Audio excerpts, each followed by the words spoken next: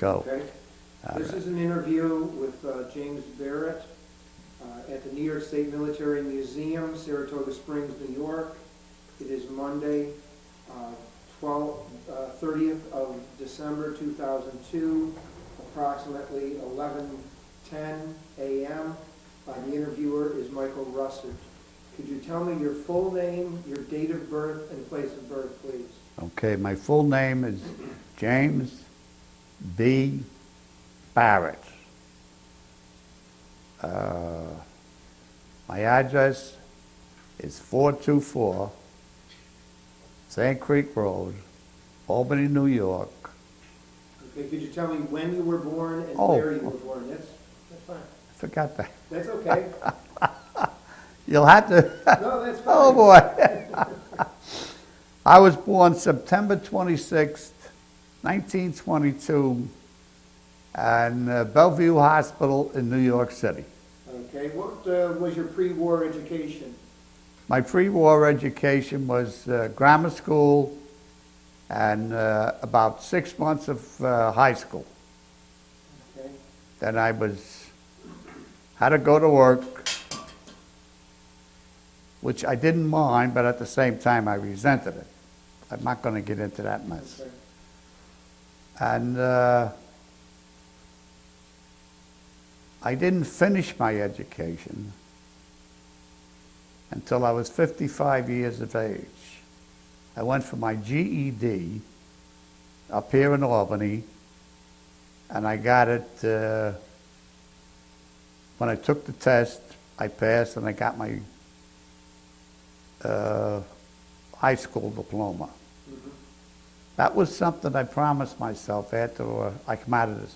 You know, I come out of the service, I was going to do 101 different things. Forget it. And, of course, I got married. There's nothing wrong with that. And, huh? You better be careful. Be careful. No, I'm not worried about that. This isn't going to go any further than this. But anyway, I got my diploma. And I was extremely proud the day I got my diploma. I was 55 years of age. I think that's very commendable. Oh, hey, you don't know what that meant to me.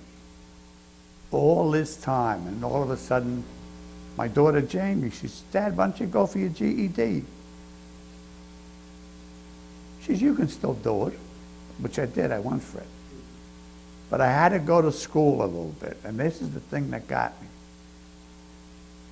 Their math problems were solved different ways. Now, when I was doing the math, I was doing the old-fashioned way. And the teacher would ask, what's your answer? I'd give him the answer. Very good, he'd say. He said, now how did you find out the answer? So I told him. I said, wait a minute. He said, let me see your papers. Now, I done it the old-fashioned way. Oh, he says, that's all wrong. I said, wait a minute. I got the right answer? He said, yes, but that's all wrong. If you go in school now, that'd all be marked out. Well, anyway, I couldn't understand that. I got my high school, but I was extremely proud of it. And it meant a lot to me. I'm going to go back a little bit to when you heard about Pearl Harbor. Where were you, and what was your reaction to Pearl Harbor?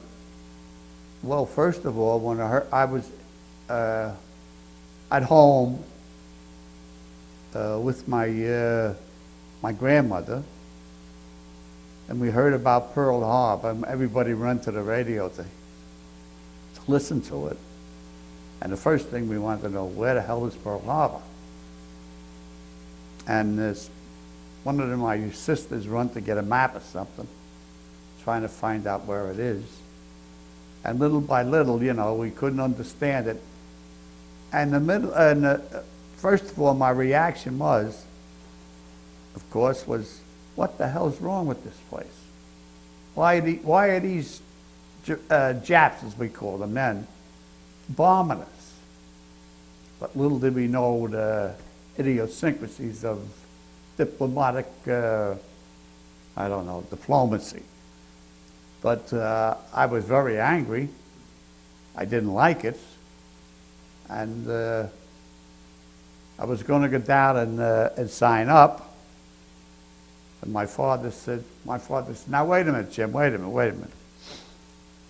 And we sat down and talked, and once again, he talked me out of it. Then I signed up for the draft. I waited to be drafted. And then I got, everybody in the area was going ahead of me. Nobody called me. So I went down to the draft board, find out what's going up, and they said, you should be gone. I said, I'm still here. All right, they said, we'll check it out and we'll let you know. Well, a week later, I was out in Fort Dix. I was out in Fort Dix, which is all right, that's what I wanted. And they gave me the physical, and I could go into the Navy or the Army, and I had an aversion to water. Not that I don't like water, but I almost drowned a couple of times, and I wasn't about ready to go into the Navy. So they said, what do you, I said, I'll go in the Army. What could you, I said, I'll go in the Army, just give me a rifle and leave me alone. There you go. Oh boy, I got that. Which was okay with me. And I know one of the things, we went over to, we landed on the beach and then we had to walk up a big hill. We were going to relieve the 29th Infantry Division that was already there.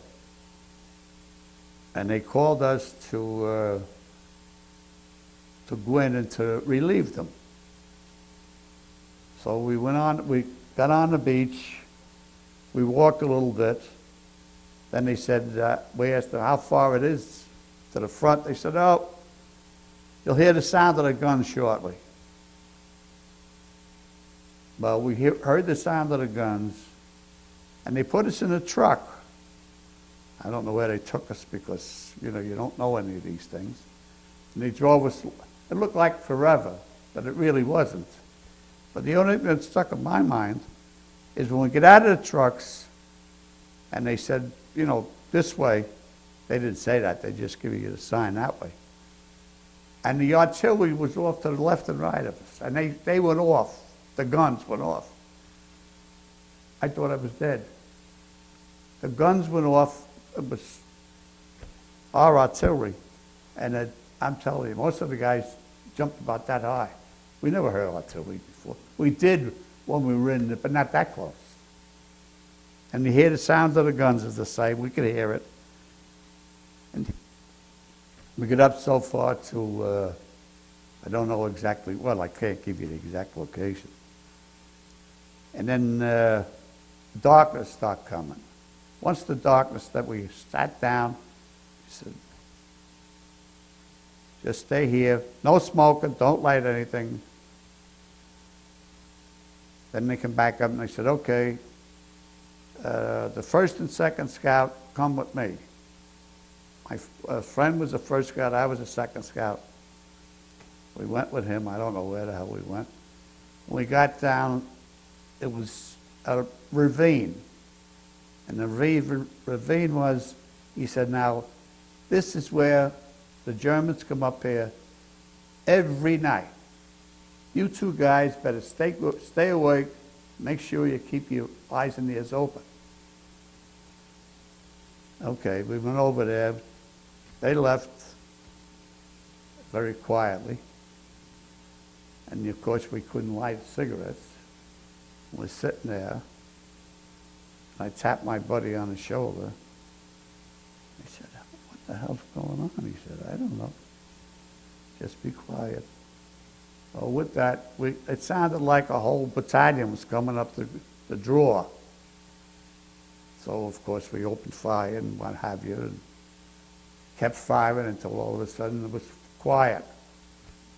And it seems that the soldiers, the German soldiers, used to come up that drawer every night. I don't know why. If you get the shit knocked out of you once, you don't keep going back for seconds. But they did. And, well, that was it. Then they, in the morning,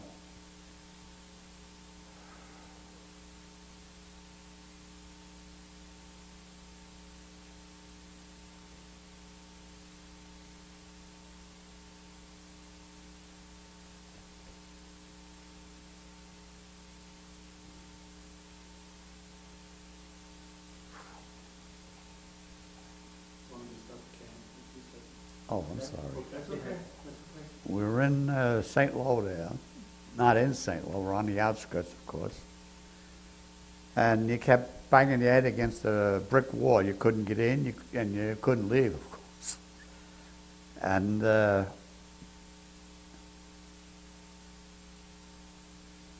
then you got into the Hedgerow country, and the Hedgerow country was unreal. They had a box just like this. And when we went up there, the 29th Division told us, now when you get the word to move out,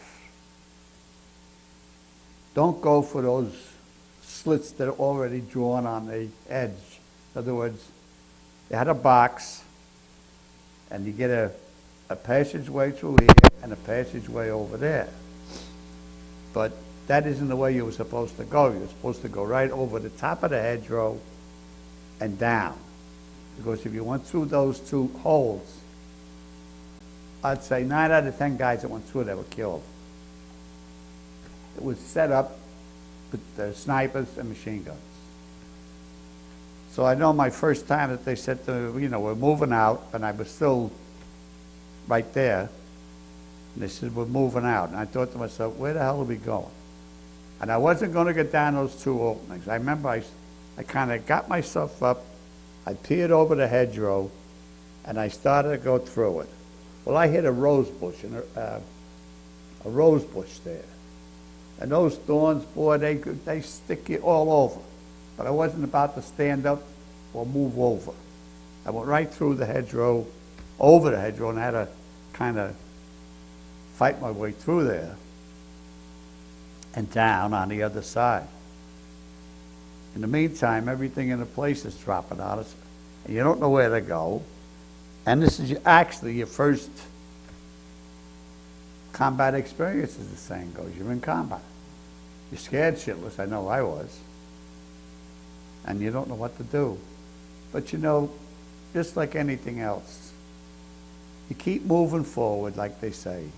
Just keep moving, keep moving. And you get up and you run and you hit the ground, you get up and you run, you hit the ground, and you felt like you're on the ground more than you were up. But this is the way it was. And I really, to myself, the training that we had back in the States, and it's just something was excellent. You move, you keep moving, and you keep firing. Keep moving, you keep firing. You hit the ground when you have to, but you don't stay there, you keep moving. We finally get out of that spot, and they told us that we were going to be the point for Patton's Third Army. We were already the point for Patton's Third Army when we went in there.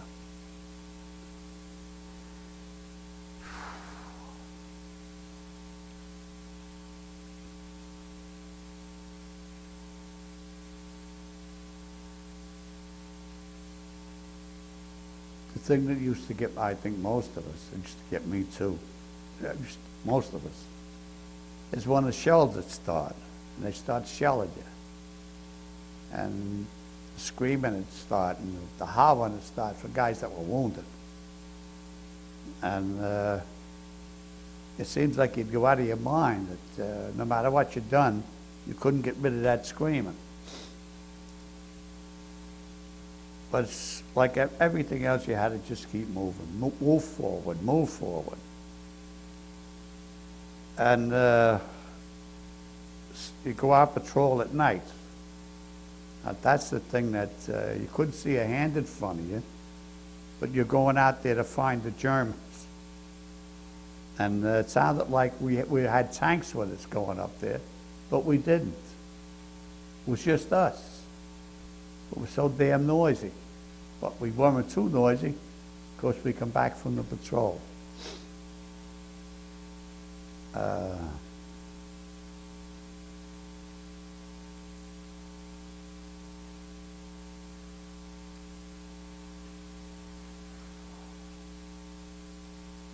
mentioned before at St. Lo about the bombers, the air support you received. Could you tell us about that a little bit? Well, the air support we got, and I can tell you now that was the bombers going over to break up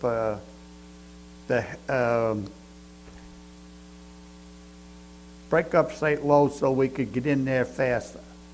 All right, but the air support we got, anytime that we call for support from the Air Force, they were there.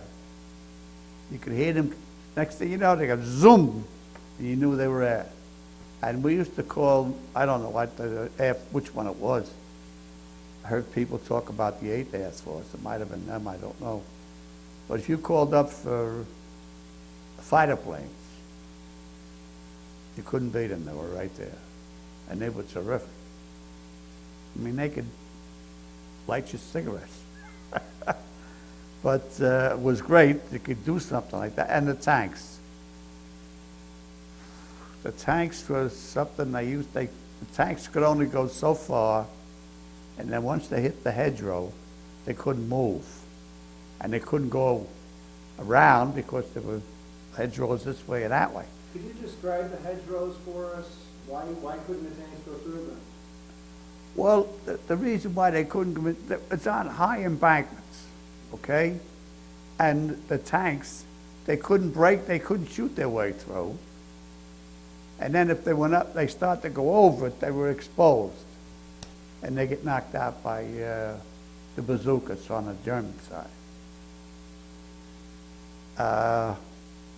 They try to figure out a way to get through that hedgerow country. And they come up with a couple of different things. They used to come up with, I don't know what they call it, but it used to go like this in front of the tank. And that used to break up the line and try to break up some of that hedgerow. And the biggest part of the hedgerow, they couldn't go anywhere. They tried like hell, but they couldn't go anywhere. And in order for them, like in other words, we're attacking here, and we needed tanks. We had tanks back there, and we call them up, but they couldn't get through. So what they'd have to do is go down and around. By the time they went down and around, you could have the shit knocked out of you. But the thing was this, that we had to keep moving. And the thing was, we needed the tanks, and we needed the Air Force. But whenever we called them, they were there to help us. But then finally, the tank commander tell the company commander or whoever it was that they can't get through. So they actually had to back off. They didn't leave us, they just backed off because they couldn't do it. So then we had to go in and do it ourselves. One only could go so far. You fought for a hedgerow. Oh, they used to say, you know, one step forward, one step back. Well, we used to go forward one, and the fighting gets so bad, you'd back up and go back two. So you didn't lose any ground. You did lose two hedgerows, and you should have been forward. But that was the way it was for a while. You had to keep going in there and keep digging. And that was the only way you could do it. And finally, when the saying goes, they broke out of that hedgerow country. Well, they were off and running. That was around July. When the bombers hit St. Lo, that you thought that was a mistake? No, we didn't think it was a mistake. We thought it was great.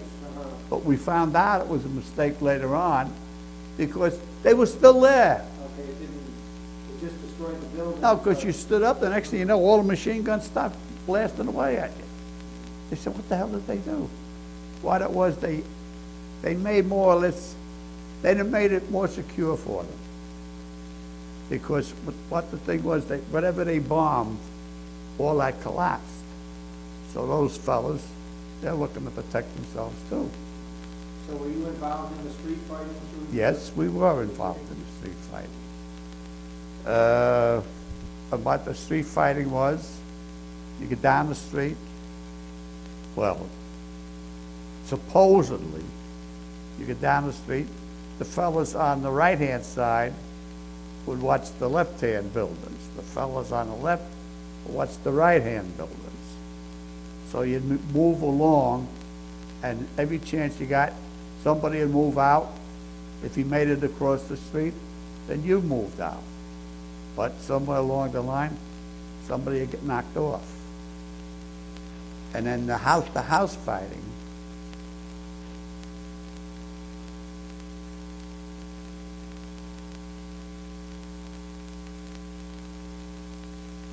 the house fighting, you'd have to, we were taught, okay, before, when you went into a house, first chance you got, you threw a grenade in first.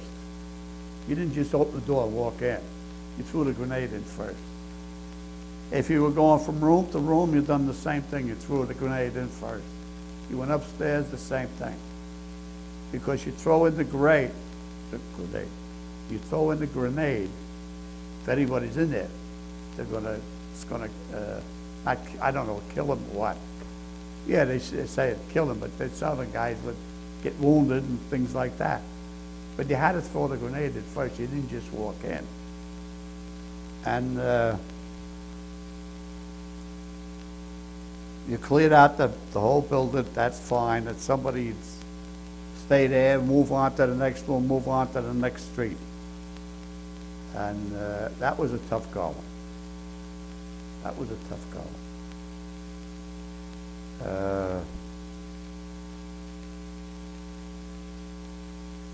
But we finally got through at St. Lo, and we got on the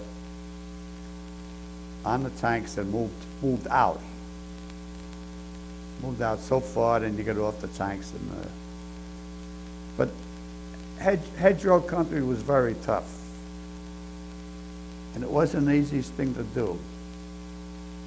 But once you got through it, it was all right. You know, anything was all right once you got through it. But we lost a lot of men.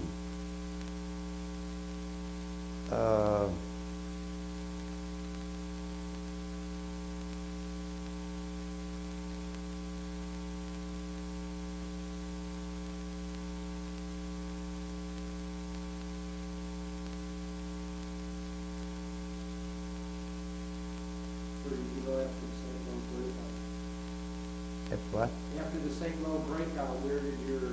Well, we start to move cross country. We were our next objective, as the saying goes, was Paris. That was a joke. I don't mean as joke as far as the fellas are concerned.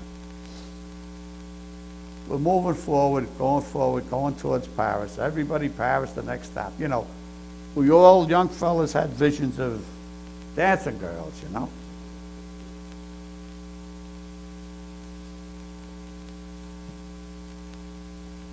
But I know we were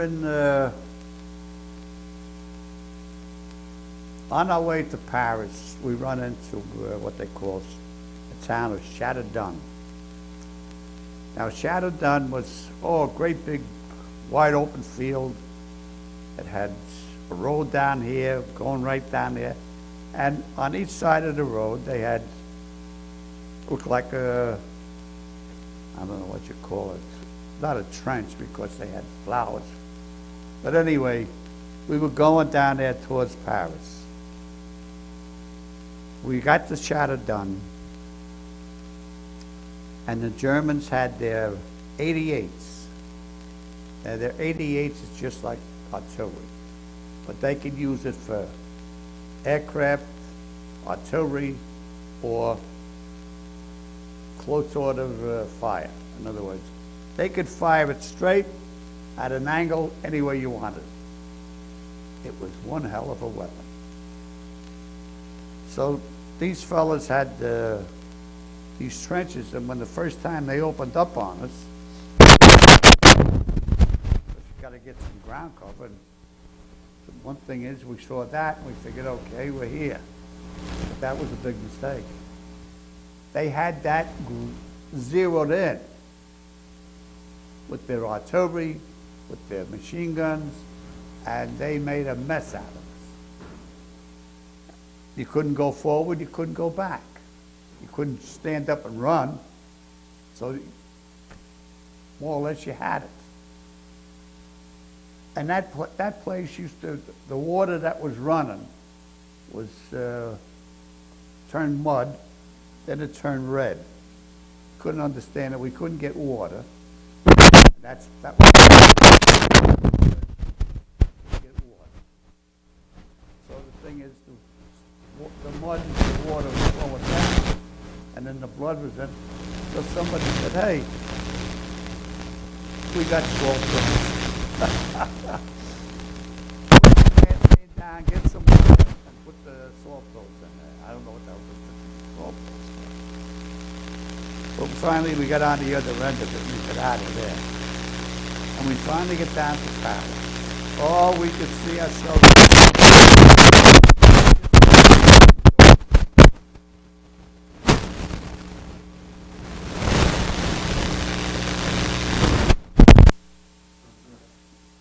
We got to Paris, and just like a brick wall was put up in front of us, this was as far as we were allowed to go. Allowed to go. Paris has got to be cleared. No, it's an open city, so you can't go any further. We couldn't figure that out. We were looking forward to getting into Paris. We didn't get into Paris. We had to wait for the French 2nd Division, 2nd Armored or 2nd Division, to get there because they were going to liberate Paris. Now, we're getting the shit knocked out of us. I'm sorry, talking like this. That's okay. We're getting the shit knocked out of us, and we get so far, and then we can't go into Paris. Boy, that was a disappointment to a lot of us. Well, anyway, they marched into Paris, and we figured, okay, now we can get in. We were too dirty to go into Paris. Would you believe that? We were too dirty. They want fresh troops, clean troops going into Paris. So they stopped us at the wall, as the saying goes, and wouldn't let us in. But never quite understood that. Because all right, I know the 28th Division went in there, or the 26th. They went in because they had just gotten over there. But anyway, the French army was in there first. And the Americans marched through Paris. We were all hanging around the outer edges, and we were too dirty to go into Paris. But anyhow, we kept going forward, and then we run out into the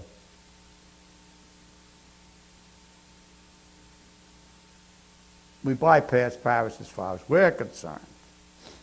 That was off limits to us.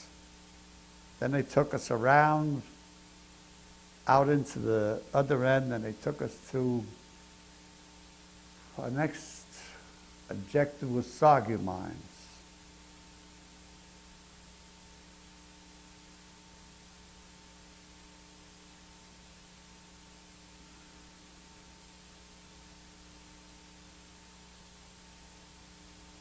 But in the meantime, Soggy Mines.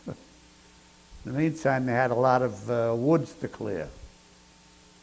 So, of course, we had to assemble, get ourselves together, check our gear, get replacements what we could, and move out into the, up around there was the Ardennes and the woods, Grammercy Forest, that's where I was. I was in Grammercy Forest. And that was you know, you go along, walking along, and everything is fine. It's a nice spring day, and all of some so-and-so up ahead is shoot his machine gun, and everybody scatters. And that was the way it was. And we went into the woods. That was a tough one, too. Of course, they use tree burst, artillery.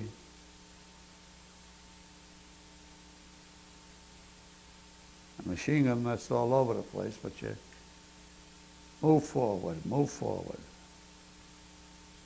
I'm telling you, I didn't know why I didn't wind up a basket case. I guess a lot of us did. How long were you in combat before you had any rest? Well, I went into combat on July 7th.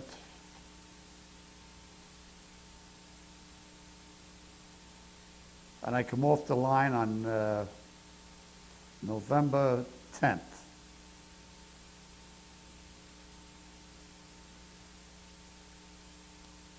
We really didn't have it. I know one thing. We didn't really have a rest.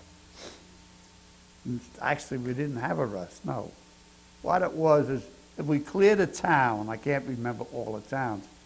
If we cleared a town, then we'd stay there.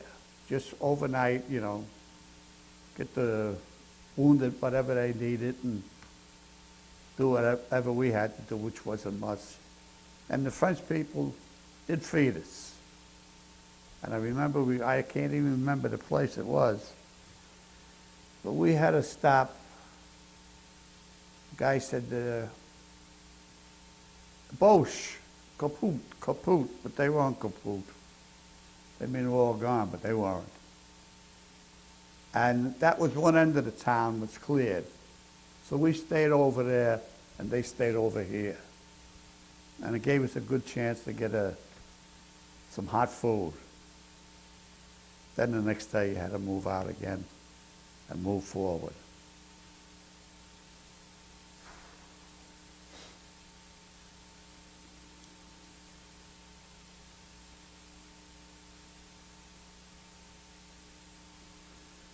There wasn't too many of the original fellas left when we get up to Grammercy Forest. But I'm saying the original ones, the ones that trained in the States and went into the first action. I think there was about 5 of us. Out of how many? Huh? Out of how many? Oh, let's see, what is an infantry company? Well, we figured if a platoon had 12 men, it was 4 squads, that's 48. I'd say about 50 men in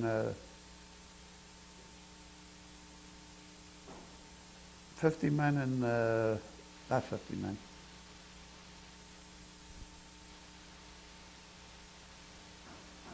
Four squads, yeah, about 50. There was about 200 men in the company when we went into France. By the time we got up into Grammercy Forest, there was 5 of us left. The others went back, wounded. Some of them come back up again. Can't remember now.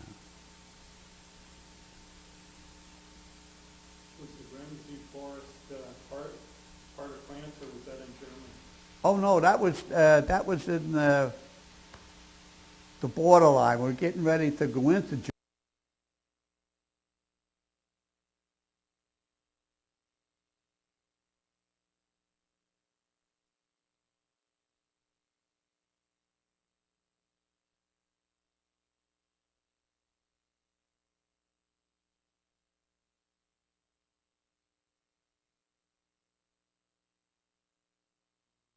Company G, what was left of us. And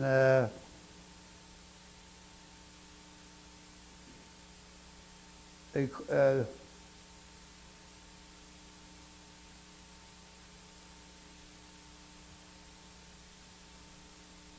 they said the old man wanted to see me.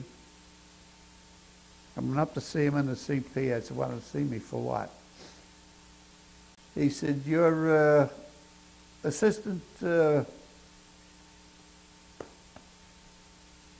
was a squad leader. Anyway, I was supposed to be, I was a buck sergeant. They were promoting me to the next step. I don't know what it was. Not a staff sergeant, right? Because I was going to be second in command of the platoon. And I told them I didn't want it. But they said, you got to take it. I said, why do I have to take it? Because we're telling you. That was a crock. Why didn't you want that? Huh? Why didn't you want to be a staff sergeant? I didn't even want to be a sergeant. I mean, let's face it. I understand my position. When you're a sergeant or a staff sergeant or a buck sergeant, you have responsibilities. When I was a little old private, I didn't have to worry about anybody else. I just took care of me. Not that I wasn't there if they needed help. Hey, come on. But the thing was, by putting me as a buck sergeant, that's what I called myself, I was assistant to a squad, okay? There's a sergeant at the head, so I was in the back. That's all right. But then when you make you a staff sergeant, you have a tech sergeant leading the platoon, and you were in second in command. So you had more men to worry about. And your job was to see that the men had comfortable quarters. That's a joke. But you had to see that they had ammunition. You had to check on them. You had to have more or less like roll call. But you couldn't call out. The only thing you'd say is, all right, just tell me your name or something like, because you couldn't visit each hole because they'd be shooting at you like crazy. And that was your responsibility. Ammunition. See that they got fed. Hey, what the hell is this? They'd get the food up to us, and then you couldn't go get it. Because, let's face it, they heard the chow truck coming in, they're getting ready for you. But they didn't sleep over there all the time, But they were waiting for you. Your job was to check on your men, see that they were comfortable, see that they had ammunition and food. Yeah, when you could get it. And of course, we all had sea rations. Everybody had cheese. Nobody had anything else but cheese. But anyway, and when they made me the second in command of my platoon, I was responsible, for the men and this, that. But I thought to myself, hey, I can't take care of myself here. But they told you that's what you had to do, and you've done it. The same thing like when they told you. You got to take that house, take that farmhouse, and that's all there is to it. They didn't tell you how to do it, what to do. You were taught that back in the States. But at the same time, you're under a lot of pressure. You're under a lot of gunfire. Your head's going, the top of your head's coming off. But at the same time, you got to do it. And let's face it, I had men leading me, but as they get knocked off, we had to take their spots. We didn't relish it, but at the same time, we didn't run away. We stayed there. We done what we had to do. And it wasn't very nice. And it wasn't very comfortable. I never slept in the bed all the time. I was over. That was I got pissed off at that. When we take a town, you go into the house, and there'd be beds up there. The sergeant say, all right, we're sleeping here tonight. Nobody gets in their bed. Everybody at the windows. That's it. But that's only normal. But now lots of things you can laugh at now. I think it was funny. At the time, it wasn't funny. But they made me the staff sergeant, and they said that the stripes would follow. I wasn't worried about the stripes. I didn't give a shit about it. And one thing was, everybody was complaining about their feet being cold. And that's what it was. Everybody was cold. Now, what part of the year was this? Was this into the fall? It was in November. November? Oh yeah, October, November. We start, let's face it, we hit the beach. We had the same clothes on we hit the beach with. We didn't get no warm clothing. Okay, that was going to be my question. You didn't get any interview at all? No way. I know where it was. It was all in your rear echelon. Said, yeah, they tell you the warm clothing is coming. Now, all the time I was up there, I wasn't up there, I was there long enough as far as I'm concerned. No warm clothing ever come up to us. No gloves, none of that shit come up. But everybody had it in the rear. Because I remember all the guys talking about it when in the hospital. You see those jokers in the rear with all that stuff on? That was ours. They should have told us to go get it. But we didn't get any warm clothing. I don't know who goofed on that one. I can't say anybody was to blame. The way the war was going on, you move forward, and the supply line can't catch up to you. But anyway, when I got it in November, we get up to Grammercy Forest. And they said, okay, set up here, dig in, all that sort of stuff, which we did. And we got pounded. Everything you could think of, we got pounded. And then the latest thing was the tree burst. They used to just time their shells to burst right over the trees. Because a lot of guys hung around the trees, which was a mistake. But you didn't find that out until after a while. Why was it a mistake? Because of the tree burst. And also, you're right there, you can't dig anything. And they put the tree burst right over it, and all that stuff had come down through the trees. And that's what was knocking a lot of our men out. All right, there wasn't too much ground you could cover. You dig a hole here, that was all right. But you can't dig, not that you couldn't, but the smart thing is you didn't dig under a tree. You stayed away from the tree. But we learned that as we went along. I had the machine gun set up on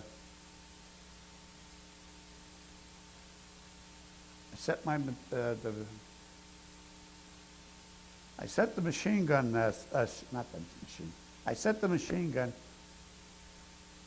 on the railroad when we were going in, because we didn't know how far we were going to be going. I set it up on, I'll never forget this. Two of the fellows, I told them, put the machine gun up there and keep traversing the woods over there, which they did. And when I was going back to the rear,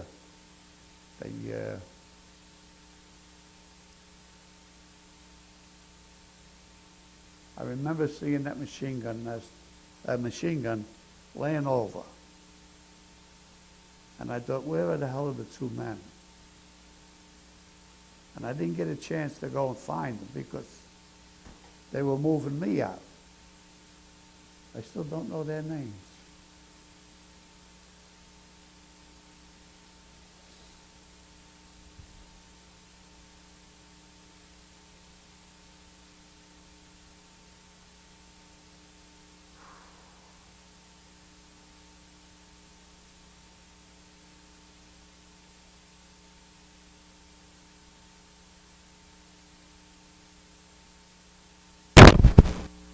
toughest spots to be in.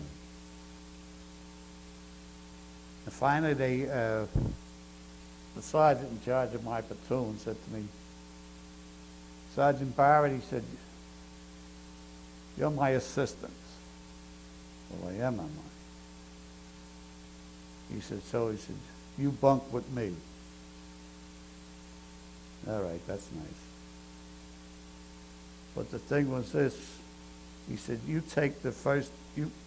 I'll take the first watch, and you sleep. So I laid down in a hole, and I thought to myself, you know, I got to take these goddamn shoes off. So I reached down, and I took the shoes off and put them up on what I figured would be the best spot for them. And I went to sleep. Then the next thing I know, they hollered, let's go. So I got up, and reached up for my boots.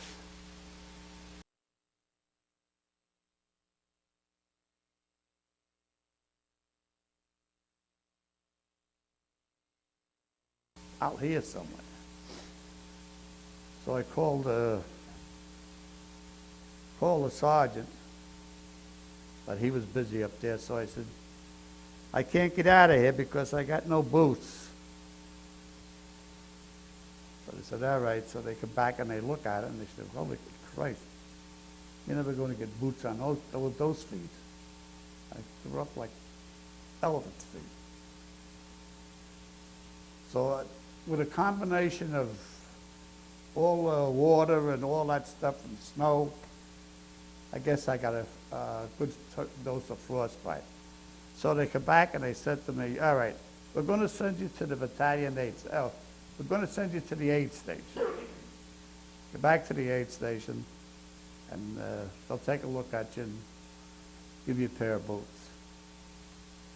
So they put me on a stretcher and carried me back because I couldn't walk. I got back there.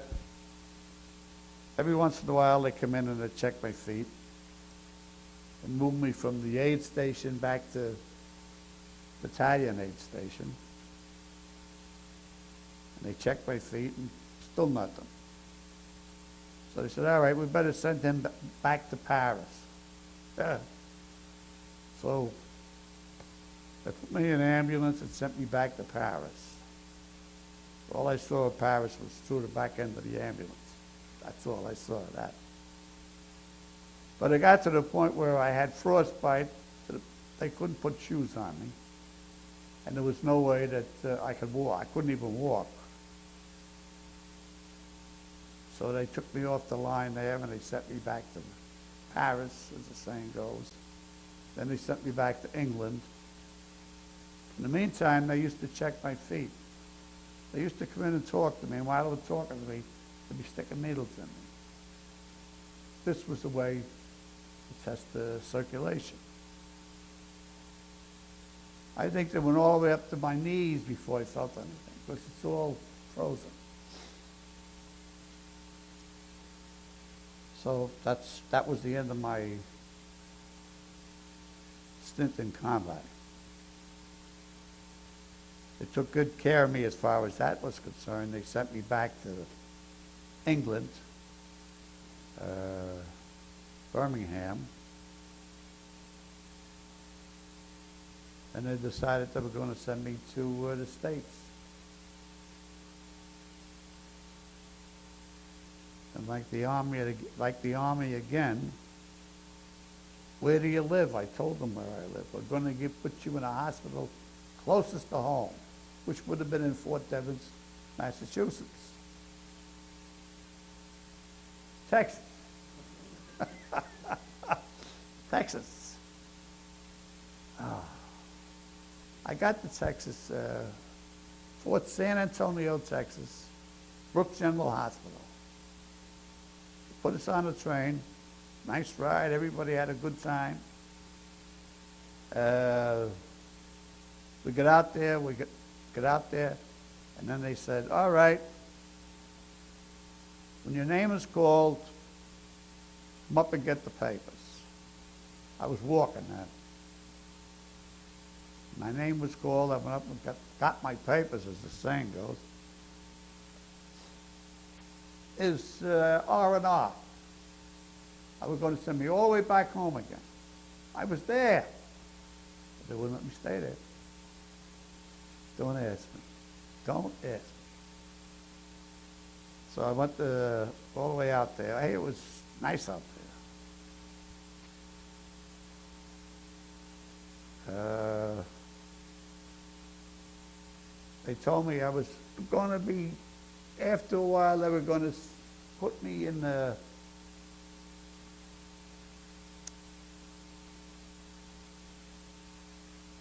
not a replacement. They're getting ready to send me into the 27th Division in the Philippines. Because the trench foot, as the saying goes, was gone. But I could just about walk, but they figured, don't worry, as long as you can walk a 5 rifle, you're ready. But anyhow, the war ended before I got over there. That was okay with me. I didn't have enough points to get out right away. So they said they were opening up a prisoner of war camp, not a prisoner of war camp, a camp for the American prisoners that were brought up on trial for different offenses. That was out Fort Hancock, New Jersey. That was it.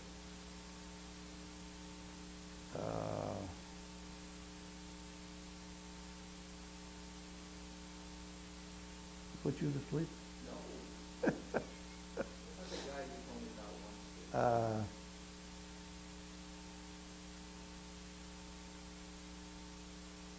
Oh, they put me in charge of Fort Hancock, New Jersey, as far as accepting the prisoners coming back from overseas with general court-martial man.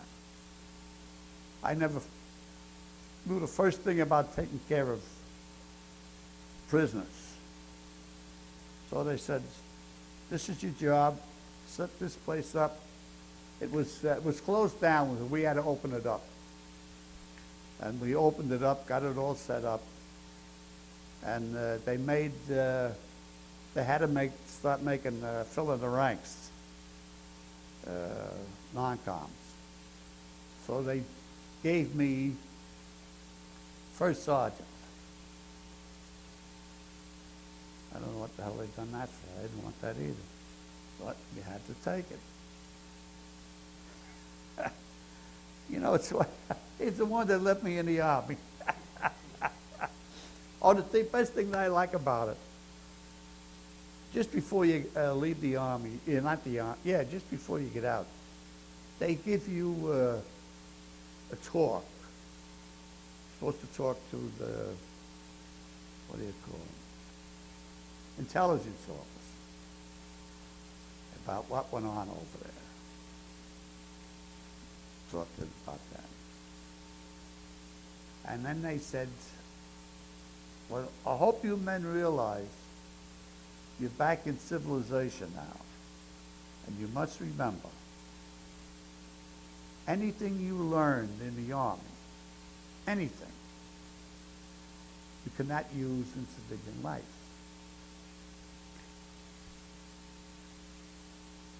Well, I didn't quite get that, but they explained it to us later on. That since during the Army, in the Army, of course, you're taught all sorts of how to kill people. Any way and every which way you can think of. And that was one of the things they taught. Now, this was 15-minute talk. You got to forget all that when you get out of the service. No way are you allowed to use that in civilian life. I wasn't allowed looking to use it. But who knows, a lot of the fellas got in trouble. Because when they got out, they didn't quite understand that they couldn't use it. I don't blame some of them. But that's the way it was. They made me a first sergeant, and finally they told me that my number came up. I had the points, that's it, I had the points. I could get out. So they said, we're gonna transport you to Fort Dix, New Jersey. Not just me, some of the other fellows. And then you'll be discharged from there. Now, when I got up to Fort Dix, New Jersey, they had a psychiatrist talk to us. And I never, well,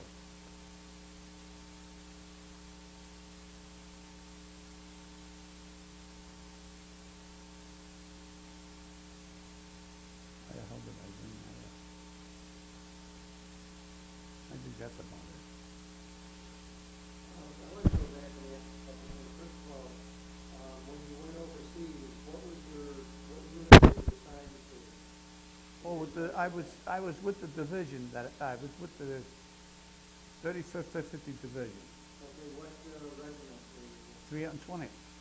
The one that, when we went out to San Luis Obispo, California, we set up the 320th Infantry Regiment because one of their regiments was taken out to make room for us. So we were over there, and I stayed with the 320th Infantry Regiment from January 43 to November 45. Okay. When you went to England, what type of ship did you go on and were you in a convoy?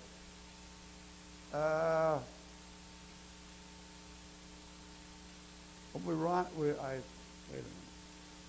What the hell is that? I can't think of the name of the ship. Well, you don't have to tell us the name. Yeah.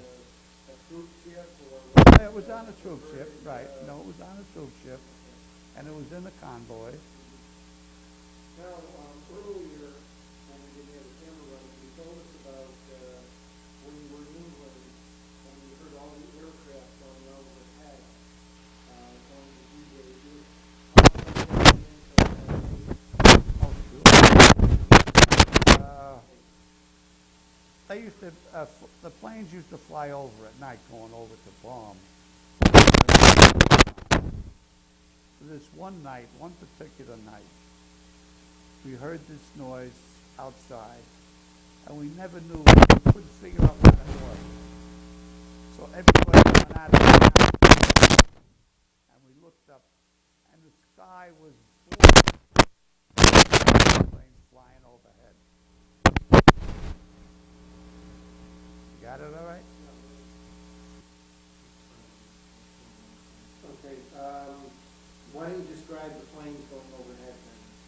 The planes that were going overhead was all, I can't say, well, the biggest bombers, but what they were the paratroopers going over with the gliders, and the sky was a mess.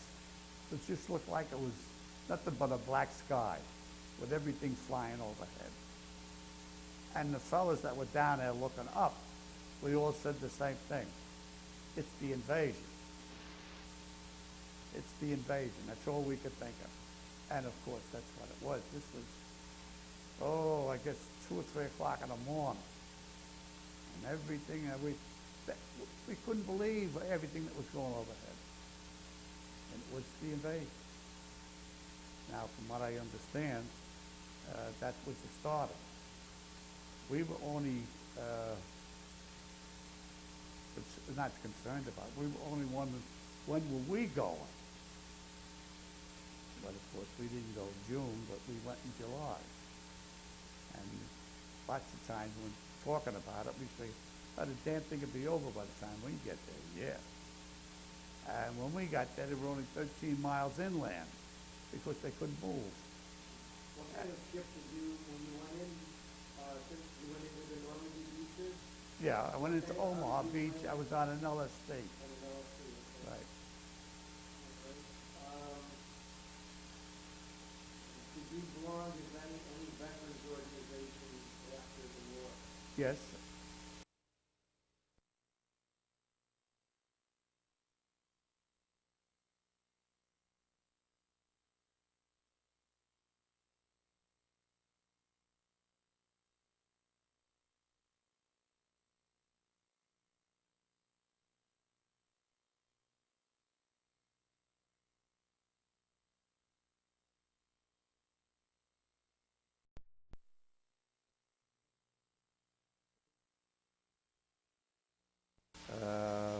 down in New York. And then I just joined, actually, the Veterans of Foreign Wars.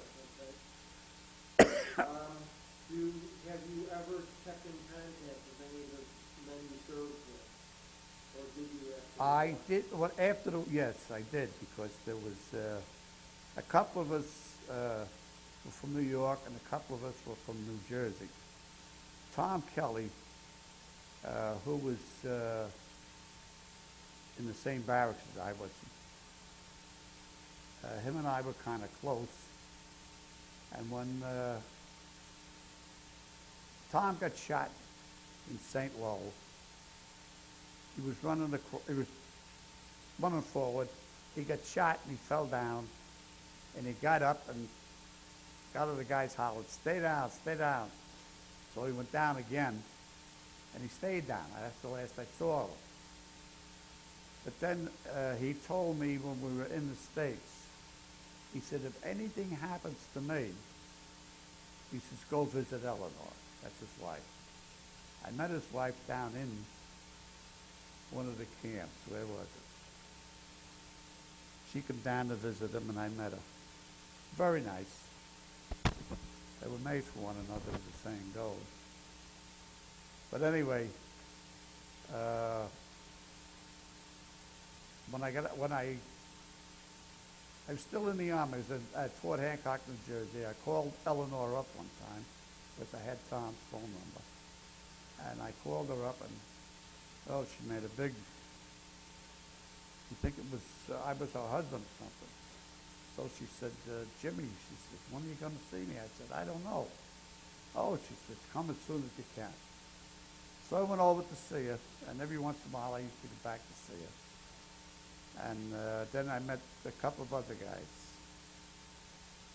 Bartolo, Ashburn, Pakowitz, no, Pekoski, that's it. They were all in my squad. And we, had a few parties and things like that. And I was getting out of the Army. When I got out of the Army, I kept in contact with Eleanor. And Tom didn't get out right away. I don't know what the hell was going on. Well, we found out later on. He got out. He came back up to New Jersey, where he lived. I went out to see him. I'll never forget this. I went out to see him. We had a great big party and great big laugh and everything else. I had to go back home because, I was working. So I went back to work and, back to my own house. And the last night, Tom was pouring it like hell out. And Tom said to me, I'll walk you to the bus stop. I said, I don't need you to walk me to the bus stop. No, he said, I want to walk you. And I didn't think nothing of it. So anyway, down there,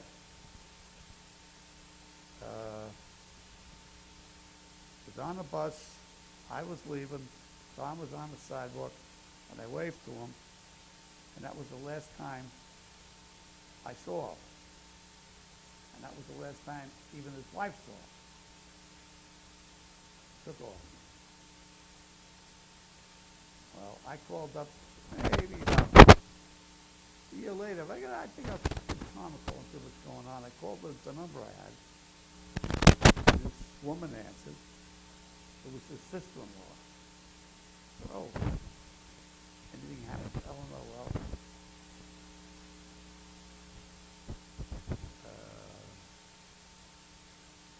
it got a little messy there, but the thing was, Tom took off. That he used me as an excuse to get out of the house. And then he went back. He had a girlfriend someplace else. And when I talked to Eleanor's sister, Eleanor had a baby, which I guess that was from Tom when they got together there. If I ever see him, I'd expect you to. But anyway, Huh? Oh, no. That was Joe Donovan. Have you ever attended any of the reunions? No, I was going through, I had a stroke when I was 55. So it was a touch and go there for a while because I didn't like that. Couldn't work no more, couldn't do anything, you know. You might have stayed out, but that's the way it was. And they had a reunion, I forget where they had it. And I was all bent on going there. My oldest daughter, she bought the ticket and everything else for me to go. But I don't know what it was. At that time, what was the airline? Was having trouble with their planes that had crashed. I got very nervous. And I figured, no, I'm not going. I never went. But I did see a fellow that was in the Army with me besides Tom. A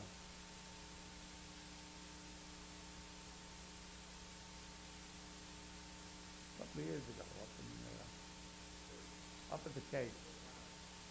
Joe Donovan, I saw this guy. But anyway, I called him, I went out to see him.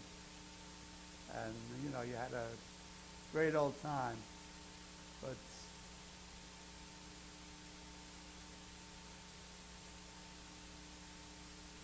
I just left it alone after that. I didn't, I don't want to get into the... Did you ever use the GI Bill? Huh? Did you ever make use of the GI Bill? Did they ever make use of the GI Bill?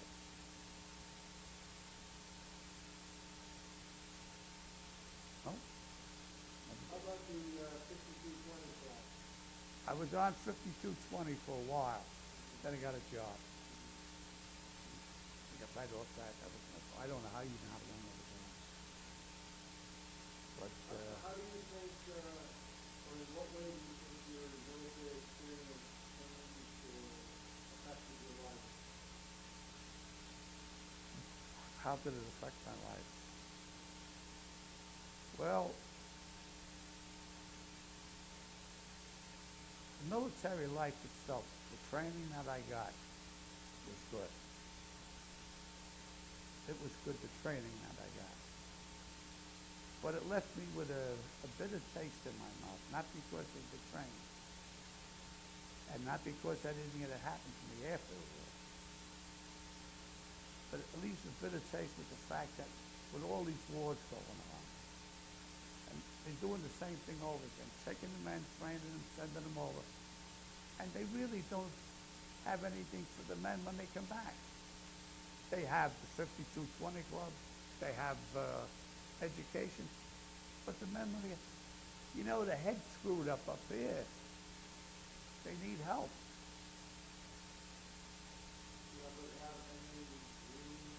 Oh, I had dreams, yes. I had dreams. I was only married a short while. I almost took my wife's arm off. You come in, when I got home from the service, and I went back into the apartment. That was too much for me. Although I was in a hospital and everything else, but I didn't like being in that situation.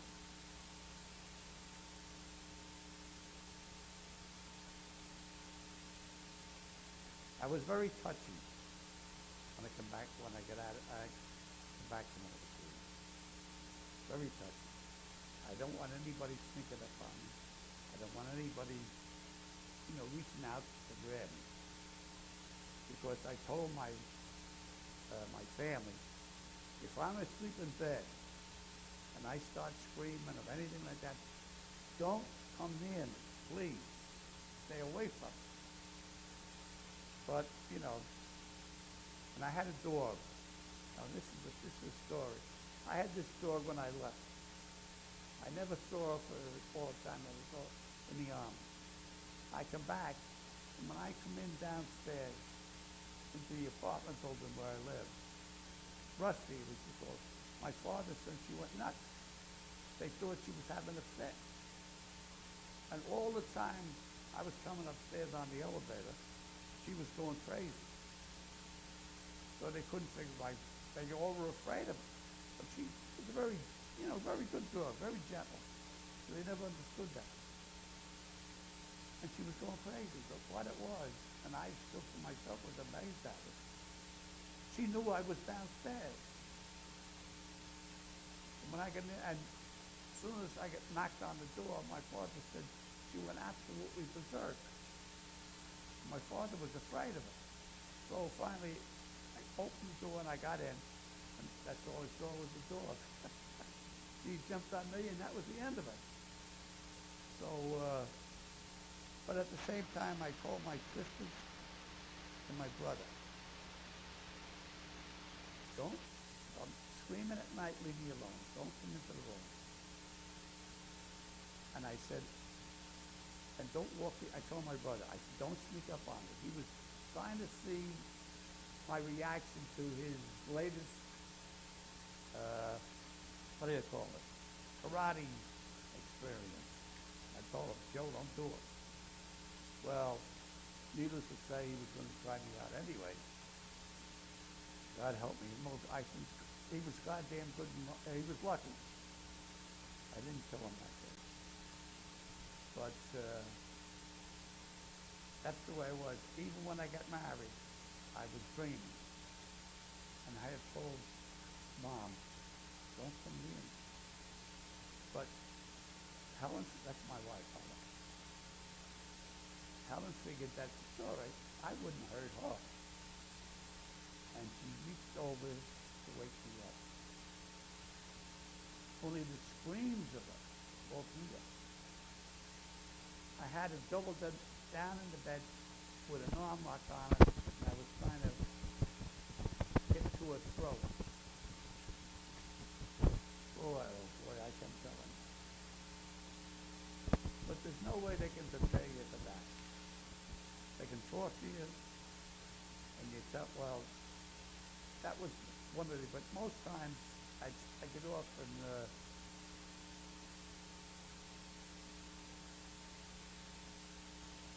I wasn't too bad.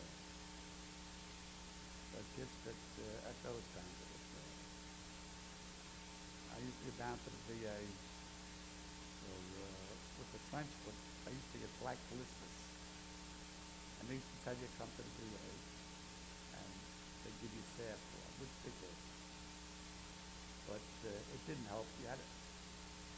Once they broke, that was it. Everything was black of it, but you just peel it off. That's it. No, I kept in touch with a couple of them, but after a while I didn't bother to.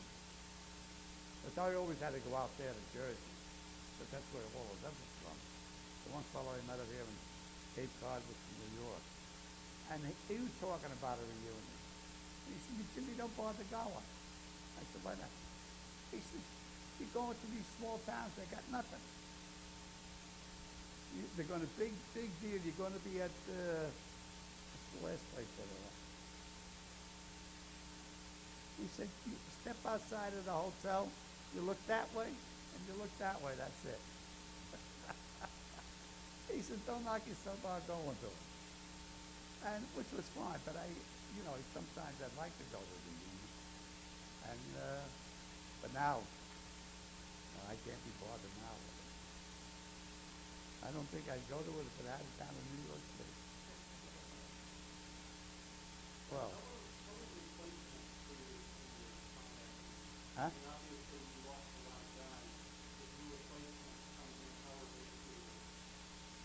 Well, how were they treated?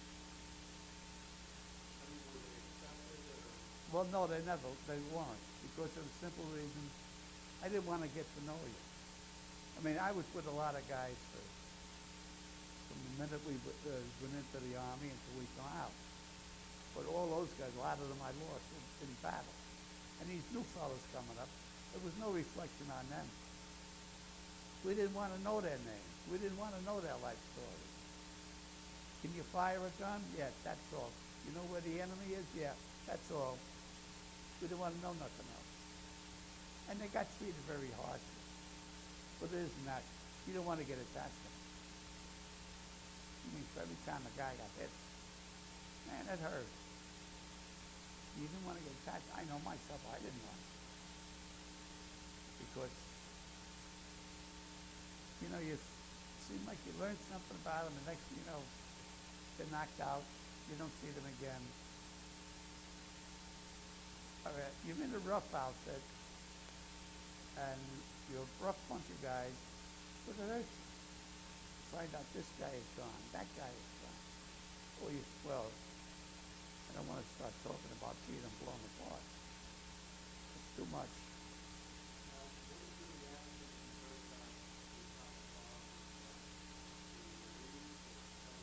Well, the only way I was relieved when the atomic bomb was dropped, I didn't have to go to the Philippines. I mean, I wasn't concerned about the atomic bomb, but I thought to myself, you started something now. And it saved me from going to the 27th Division in the Philippines, because my number called for scout, and they use scouts, you know, in the army. The guy said, "Oh," he said, "you're going with the 27th in the Philippines." But when the atomic bomb comes, they didn't take it. That was fine with me. Everything was put on hold. And,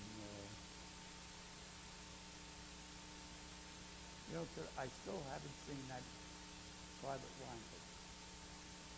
Can't see it. I tried to see it 2 times. I can't get off the beach. Well, that's not bad. This poor guy can't see it. And you know, you think you're over this stuff, but you're really not. You see some of it on the television, the war, you know. It's a shame. It's a shame. You know, one saying they had in the infantry: you kill or be killed. That's all there is to it. You kill him, you move on to the next one. A lot of us can wind up with Section 8. But